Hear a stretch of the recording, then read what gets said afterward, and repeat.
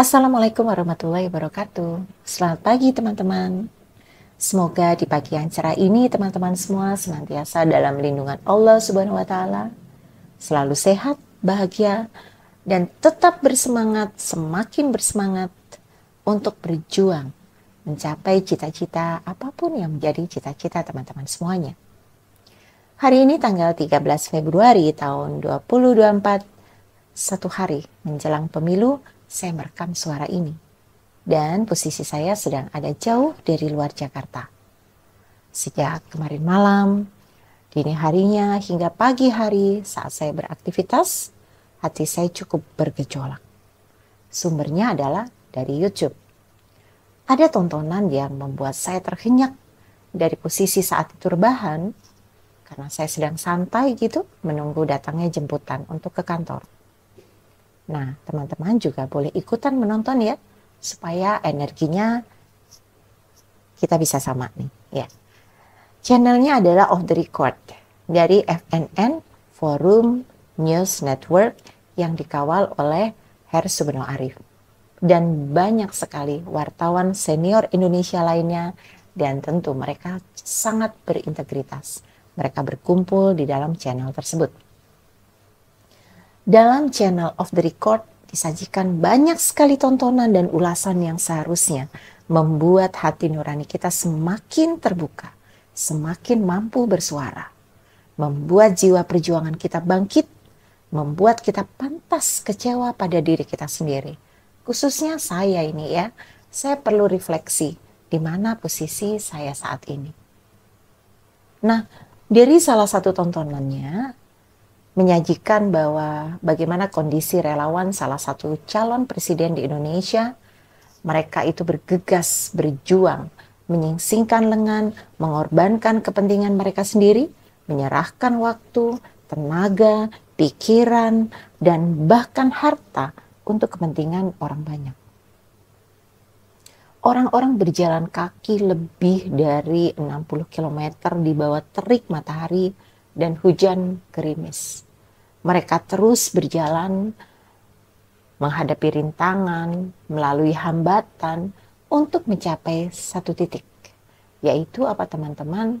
Bertemu dengan orang-orang yang satu frekuensi dalam hal perjuangan. Ada juga yang naik motor teman-teman. Bahkan naik motornya ke Jakarta dari Kalimantan Tengah. Ya, luar biasa. Saya belum terbayang. Walaupun di tengah prosesnya mereka juga naik kapal laut ya. Tetapi kan banyak jalan darat yang mereka harus lalui gitu. Ya. Ada juga loh yang bersepeda. Mereka bersepeda ya dari Yogyakarta, Jawa Tengah menuju Jakarta. Itu jaraknya lumayan kan? Pasti mereka sangat kelelahan. Tapi mereka begitu bersemangat untuk melalui semua hambatan, tantangan, rintangan begitu hingga tiba di titik yang mereka tetapkan. Ada juga yang menyumbang 9 ton salak dari Banjarnegara. Luar biasa ya. 9 ton salak harganya berapa teman-teman? Kan rata-rata kalau salak pondo itu sekarang harganya 12.000. Kalikan saja dengan 9 ton. Jadi kalau dijual kira-kira berapa uang yang seharusnya didapatkan oleh penjual tersebut. Tetapi mereka rela menyumbangkan secara free untuk kepentingan masyarakat luas. Dan banyak lagi relawan-relawan yang berjuang tidak hanya untuk dirinya sendiri tetapi lebih untuk kepentingan orang lain dan negaranya. Totalnya sekitar 5 juta orang yang berkumpul di sana, luar biasa. Ya, mereka menyumbangkan materi yang tidak sedikit. Ada yang membuat suguhan-suguhan gitu ya, kudapan-kudapan, makanan berat, ya, minuman-minuman untuk disajikan kepada para partisan yang hadir secara gratis tentu. Untuk memastikan mereka semua yang hadir di situ tidak kehausan, tidak kelaparan begitu, mereka bisa mengambil secara gratis. Luar biasa. Sayangnya saya tidak ada di situ. Saya sedang jauh dari Jakarta. Tetapi sayangnya lagi, mungkin sekarang posisi saya belum sebaik orang-orang di situ. Nah, inilah kenapa saya perlu refleksi diri di mana posisi saya saat ini. Ya, saya akan berjuang, insya Allah mudah-mudahan saya menjadi manusia yang lebih baik lagi, yang rela berkorban, rela berjuang untuk kepentingan orang lain. Tentu di sini saya tidak ingin membahas kampanyenya dan siapa yang sedang berkampanye.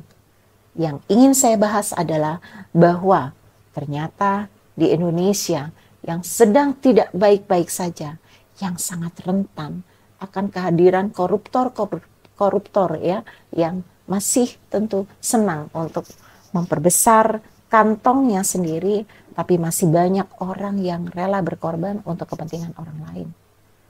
Dalam hal ini, mereka berkorban untuk menegakkan kebenaran, menginginkan keadaan masyarakat Indonesia menjadi lebih baik lagi. Mereka dengan penuh keberanian, dengan penuh integritas, dan penuh keyakinan berjuang untuk Indonesia. Dan yang cukup mengguncang rakyat Indonesia akhir-akhir ini adalah kehadiran film dokumenter Dirty Vote. Film ini tiba-tiba mengusik kita yang sedang dalam masa diam, masa tenang menjelang pemilu. Begitu kan? Ya silakan. Teman-teman semua simak dan nilai apa yang sebenarnya terjadi melalui tontonan film dokumenter tersebut. Yang ingin saya sampaikan bukan isi filmnya. Saya sedang tidak ingin mengulas isi filmnya. Anda silakan ulas dengan hati nurani Anda sendiri. Yang saya ingin sampaikan adalah keberanian 3 aktor dalam film tersebut. Zainal Arifin Muchtar, Bivitri Susanti, dan Ferry Amsari. Mereka adalah ahli hukum tata negara yang kerjaannya bolak-balik ke kampus sebagai akademisi, bolak-balik juga ke gedung MK untuk memantau hasil keputusan-keputusan MK yang memberikan dampak kepada keadilan ya dan tegaknya kebenaran di Indonesia ini. Mereka juga ya yang selalu menyuarakan kebenaran-kebenaran. Keberanian ini sangat menginspirasi saya pribadi ya, dan mudah-mudahan juga memberikan inspirasi kepada teman-teman semuanya. Sangat luar biasa. Ya, simak filmnya kalau tidak salah sekitar 2 jam.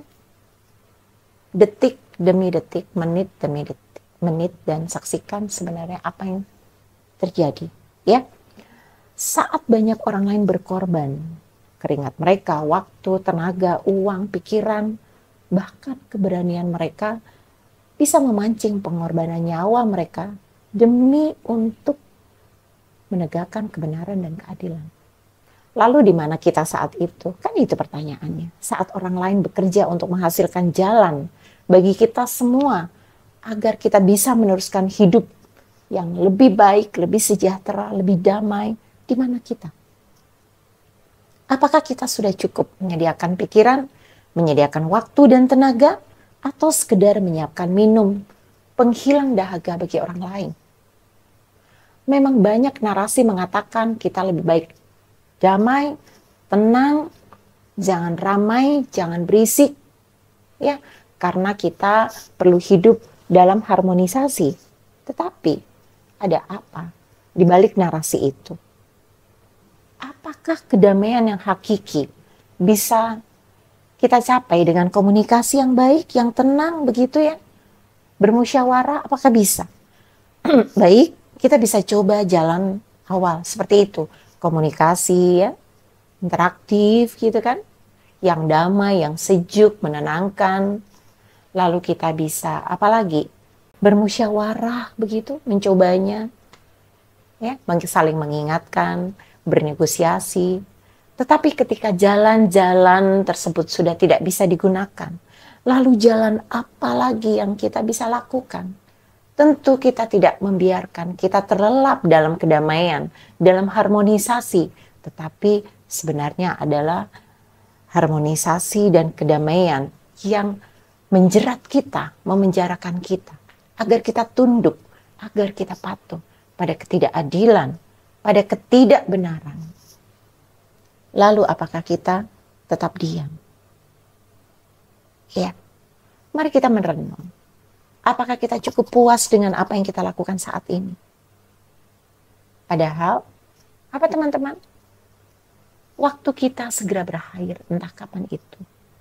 Waktu maksud saya di sini adalah kematian.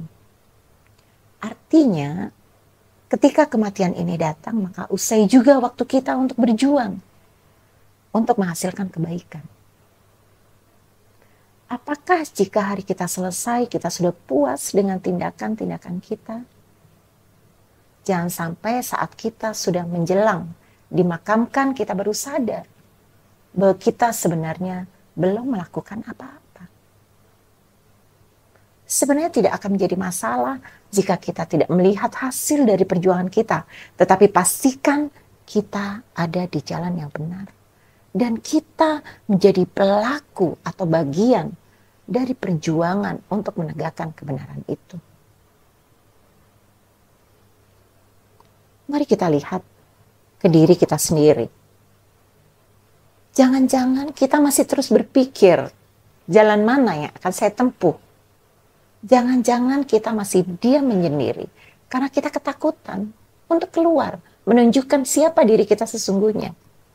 Tentu berpikir tidak masalah, karena tindakan tanpa berpikir, maka tindakan kita akan menjadi salah. Antara berpikir dan bertindak haruslah seimbang. Tetapi kalau berpikir terus, sedikit bertindak, prosesnya di mana? Tidak akan ada proses yang nyata yang akan menciptakan hasil. Tentu di luar sana banyak orang yang lemah menunggu kita bertindak. Bertindak untuk menyelamatkan kehidupan orang-orang yang patut mendapatkan bantuan kita. Mudah-mudahan tidak. Jangan-jangan kita masih sibuk memperbesar perut kita sendiri. Jangan-jangan kita masih ingin menyelamatkan diri sendiri. Jangan-jangan kita masih sibuk dengan diri sendiri sementara yang lainnya sedang berjuang untuk menyambung nafasnya. Bahkan berjuang agar kita bisa tetap hidup. Teman-teman semuanya, Tuhan tidak berhitung tentang hasil yang kita dapatkan. Tetapi Tuhan melihat dan berhitung bagaimana kita menjalani proses untuk mencapai hasil dari hidup ini. Sekali lagi, saya perlu melakukan refleksi diri. Dan mari teman-teman bersama-sama saya melakukan refleksi diri secara terus-menerus di mana posisi kita. Apa yang sudah kita lakukan untuk memperjuangkan kebenaran bagi kita sendiri, bagi orang lain, dan bagi masyarakat Indonesia yang semakin luas, semakin banyak. Kita bukan penonton yang hanya bisa menyaksikan perjuangan ini berlangsung dari balik pintu. Dan ketika ada yang menggertak, lalu kita menutup pintu itu. Kita bukan penonton, tetapi kita adalah pelaku dari semua peristiwa dalam sejarah ini. Kita pelakunya, kita pengemudinya. Kemana kendaraan kita arahkan, kitalah yang mengarahkan, bukan orang lain. Maka, mari kita bergerak dengan penuh keberanian untuk memperjuangkan keadilan dan kebenaran. Oke? Assalamualaikum warahmatullahi wabarakatuh.